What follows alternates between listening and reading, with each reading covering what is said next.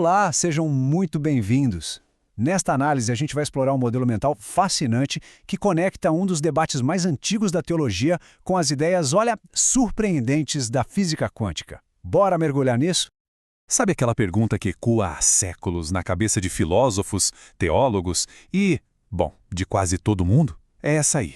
Temos controle sobre o nosso futuro ou somos apenas atores seguindo um roteiro que já foi finalizado? É o grande paradoxo do livre-arbítrio contra o destino. De um lado da mesa, temos a ideia da predestinação, ou seja, uma força maior, a soberania divina, já determinou tudo o que vai acontecer. E do outro lado, o conceito de livre-arbítrio, que defende que as nossas escolhas são reais, são autênticas e são elas que constroem o futuro ativamente, sem os dois polos dessa tensão fundamental. Para a gente conseguir apreciar a novidade que a abordagem quântica traz, primeiro é preciso sentir o peso que esse paradoxo carrega há séculos. Dentro da teologia cristã, por exemplo, essa tensão tem nome e sobrenome. De um lado, o calvinismo, que defende que a soberania de Deus é tão absoluta que ele predestina quem vai ser salvo. E do outro, o arminianismo, que argumenta que, embora Deus seja soberano, a salvação depende da livre escolha de uma pessoa em aceitar a graça divina. Mas e se uma resposta, ou pelo menos uma nova forma de olhar para isso tudo, viesse de um campo totalmente inesperado? Pois é, vamos dar um pulo lá na física quântica.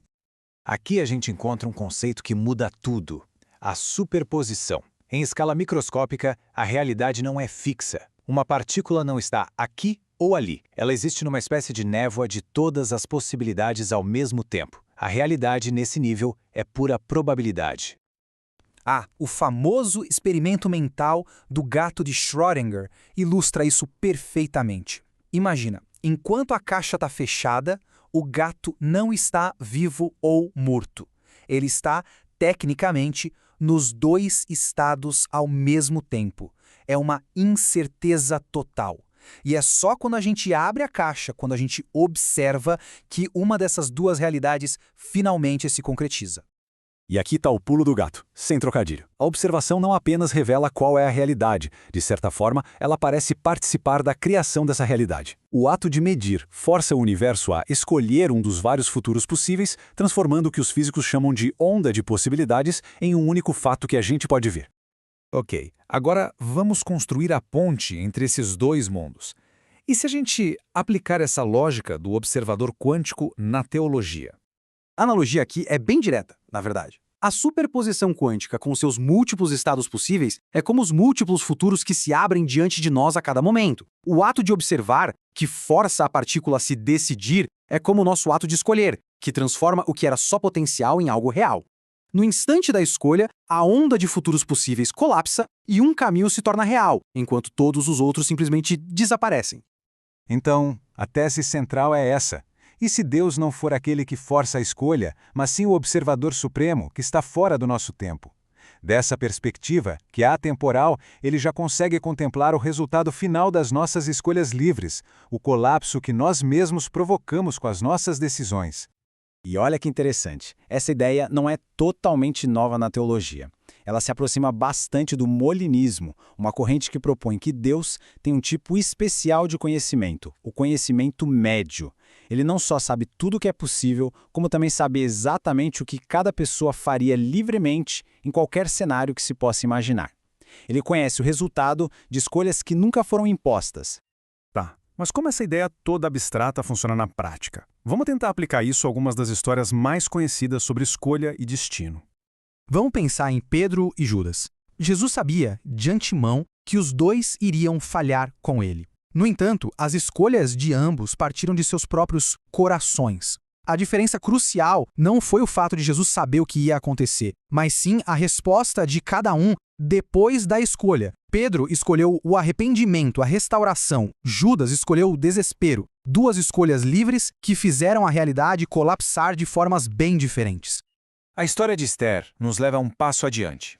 Essa pergunta de Mardoqueu sugere que o propósito na vida de Esther estava assim, entrelaçado com a posição dela. Mas a escolha de agir, de fazer alguma coisa, ainda era dela.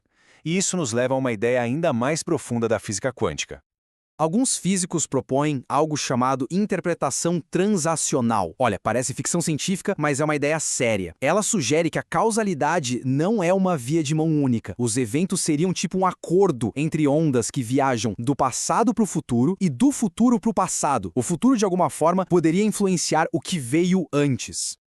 Isso ilustra a história de Esther de um jeito brilhante. Sob essa ótica, não é que Esther se tornou rainha e depois teve a chance de ser corajosa. É que Deus, já observando a futura escolha dela de agir com coragem, orquestrou os eventos do passado para colocá-la na posição exata para fazer essa escolha. O futuro dela informou o passado dela. Certo.